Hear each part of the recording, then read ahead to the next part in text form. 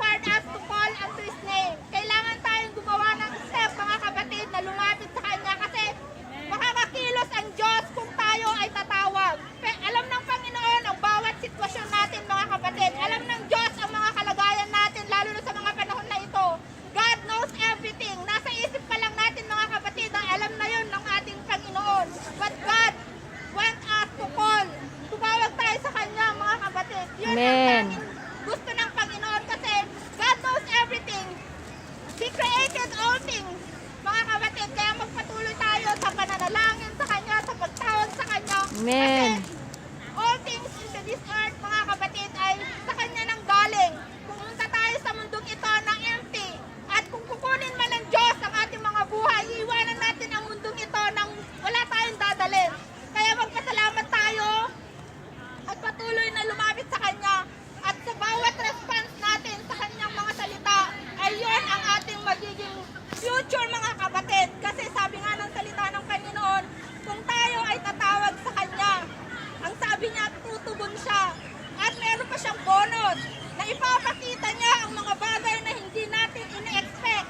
Ibig sabihin, mga kapatid, kung ano man ang sitwasyon mo ngayon, sa mga financial man, meron ka mang karamdaman, God is our healer. God is our Savior. The Lord is very, napakalaki ng pag-ibig ng Diyos sa ating mga kapatid. Mas greatest yung love ng Panginoon dahil siya yung tumawag sa atin, siya yung unang nagmahal sa atin, mga kapatid. Kaya ang challenge ng Diyos sa atin, mga kapatid, is to come to God. Tumawag tayo sa Kanya kasi kung hindi tayo tatawag sa Kanya, hindi siya makakakilos. Kaya especially in this time, mga kapatid,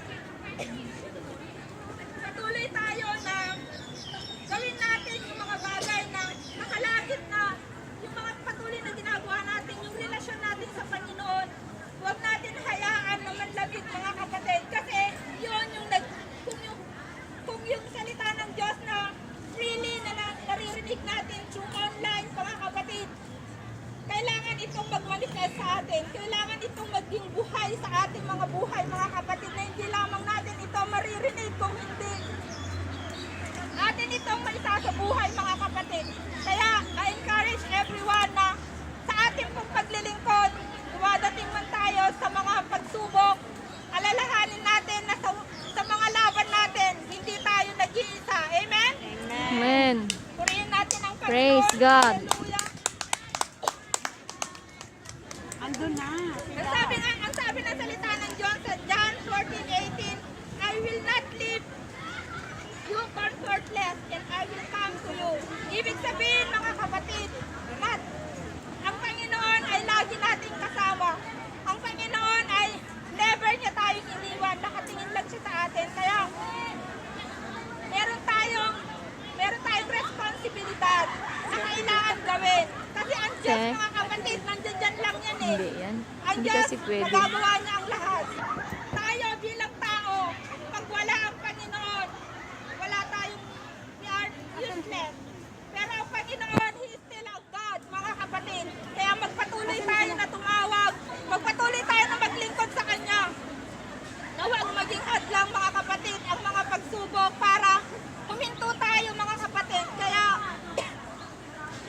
magpatuloy tayo at gawin natin kung ano yung kalooban ng Panginoon sa ating mga buhay. Kaya magpatuloy lang tayo at huwag huminto. At huwag natin hayaan na dumating yung punto, mga kapatid, na hindi natin inaasahan na mawawala yung buhay natin, na hindi natin alam bukas, mawawala na pala tayo. Pero yung relasyon natin sa Diyos, hindi tayo nakatawag sa Kanyang pangalan. Kaya, mga kapatid, habang may panahon, Amen. habang may pagkakataon, tumawag tayo sa ating buhay. Amen. Praise God. Hallelujah. Kaya, mga kapatid, huwag tayong mag-inawa sa pagtawag. Huwag tayong mag-inawa sa mga bagay na ginagawa natin dahil sabi nga ng Diyos na ano man ang ginagawa natin sa Kanya, God rewarded us. God will bless us, mga kapatid. Alam ng Diyos yung mga obstacle. Alam ng Diyos yung sitwasyon na kung anong meron tayo ngayon. Kaya magpatuloy lang tayo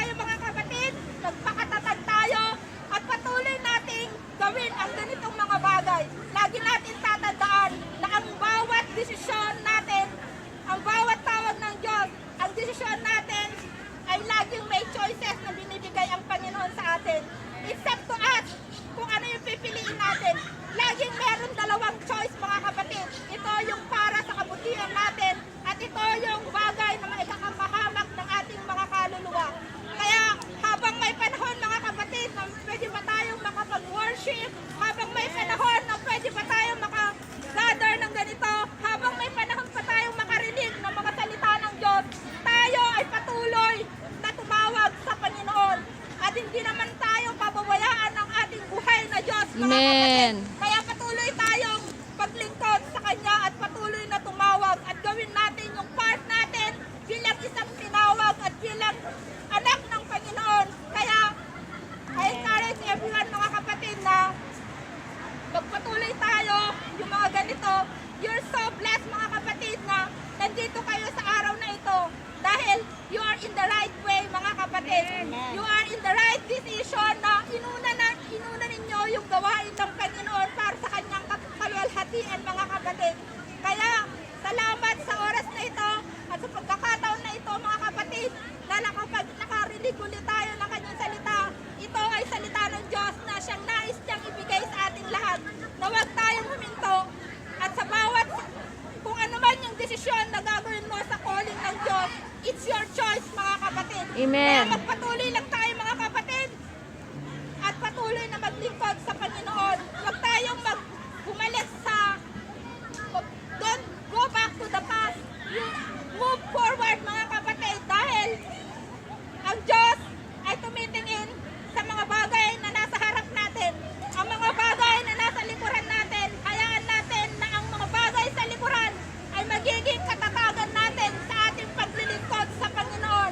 Pero hindi ito magiging hadlang para tayo ay huminto sa paglilingkod sa Kanya mga kapatid. Kaya magpatuloy tayo mga kapatid at patuloy natin siyang purihin at sambahin. Hallelujah. Praise the Lord. Maraming salamat, Sister Basir, sa pagtugon mo ng part na ito. So, purihin natin ang Panginoon. Kaudo na may mga kunting pero ang lahat ng mga bagay na ito, ibigay natin sa Panginoon. Amen. Ang oras na ito, balik natin lahat sa Panginoon. We have a great privilege na narito tayo kasi first natin gather. Although hindi nakapunta si Pastor Plaza, pero nangako siya, susunod daw natin, darating na siya dahil may invitation na nauna sa kanila. So sa oras na ito, ideklara natin na hindi lang ito unang pag-umpisa. Amen. Na ito. Amen. Kahit ganito tayo lang sa Yes. labas, huwag natin hintayin na pagbukas pa yung church. Ngayon pa lang pupwede na ito. Yes. Let it be na hayaan natin na ma-enjoy Amen. natin. Pakita natin dito sa ating Hallelujah. Yes. Amen. Distraction. Hayaan Amen. Nasa protection. Ano tayo? Pinaprotection lang tayo ng Panginoon. Amen. Hallelujah. Lahat ng mga bagay na ito nakikita ng Panginoon at nagagalak ang Panginoon lalo na sa mga panahon na kahit short lang pero i-treasure natin dahil hindi basta-basta ngayon ang ating mga pinagdadaanan. So lahat tayo naglulunging na makita. I'm so happy. Kasi sabi ko, lahat sabi ni Sturgeon, umiyak siya nang sinabi ng kanyang leader na merong ganitong pagtitipon. Diba? Masaya pag nakita tayo sa bawat isa. Dahil hindi natin alam Amen. ang mga pinagdadaanan ng bawat isa. So, mas maganda kahit short lang mga kapatid. Give us the time for the Lord. Hindi sa unit, hindi sa akin, hindi sa grupo. Gawin ito natin para sa Panginoon. Kaya sa last day na tayo. Ngayon pa ba tayo sa Soko? Mahaba-haba na yung journey natin. Huwag na tayong babalik. Tapusin na natin ang takbo na ito. We need to have the final course na kailangan makita natin at marinig natin ang Panginoon. Well done, thou art good and faithful servant. Amen. Kailangan natin yun marinig sa Panginoon. Kung hindi natin tatapusin na ito, delikado tayo mga kapatid. Mahaba-haba na yung journey natin. Kaya sa oras na ito, ideklara natin, kung kayo may nararamdaman sa inyong mga pangangatawan ngayon, si Nanay Flor, isali natin sa ating mga prayer, sila Sister Elsie, yung mga bisita natin, yung mga lahat ng mga struggling natin, hindi nyo naman ma-mention.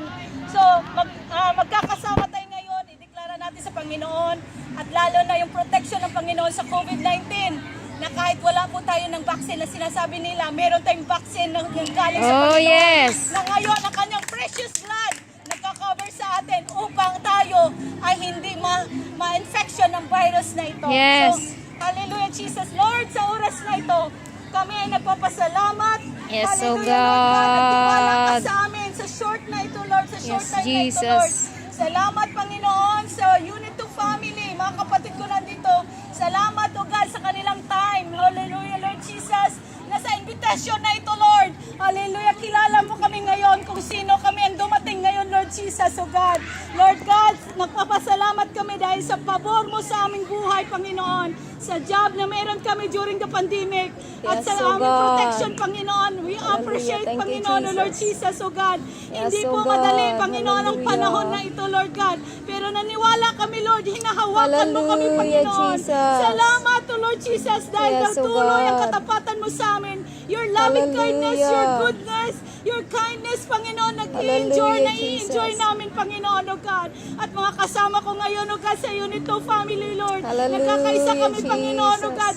Let us unite, Panginoon, in one spirit, Panginoon, O God. Yes, O United, God. Panginoon, O Lord Jesus, O God. Na sa oras na ito, Lord, may midudulog kami sa iyo, Panginoon, O God. Ang karamdaman ni Nanay Yes, Flor Roque, Jesus. Panginoon. Kasama si Brother James, si Lester Juan. Yes, Jesus. Ano man, Panginoon, O God, ang kanilang nararamdaman sa loob ng Hallelujah. kanilang pangangatawan. Yes, Lord. Ikaw, Panginoon, ang great healer, Panginoon. Ikaw ang waymaker, Panginoon, Yes, O Lord Jesus, O God. Hallelujah. Na sa mga oras na ito at mga kapatid ko ngayon, O God, kung ano man nahirapan sa kanilang mga amo, Panginoon, nahirapan sa kanilang mga relationship, sa kanilang mga marriage, Panginoon, sa kanilang mga kabataan, Panginoon, O Lord Jesus, O God.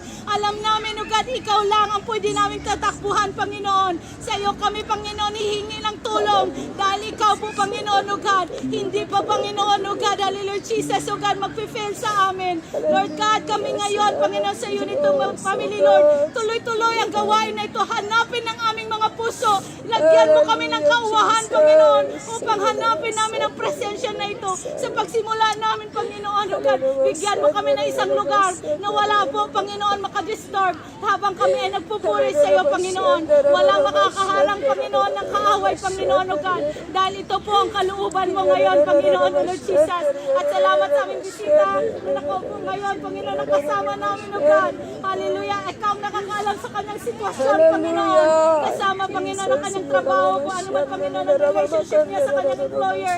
Lord Jesus, sa oras na ito, nakikita niya kami, Panginoon. Hayaan mong maging instrumento kami para sa kanya, para sa kaligtasan niya, Panginoon, O God. Pagabayaan ng kapatid na ito, ang kapwa namin OFW, na umupo lang dito sa part na ito. Salamat for this precious soul sa isang dalawa, Panginoon, na nakatay, Panginoon. Thank you, Lord, for the first day, for the victory, Lord. We have a special guest, we have precious soul. Ikaw, Panginoon, O God, hallelujah, ang nagplano ng lahat na ito.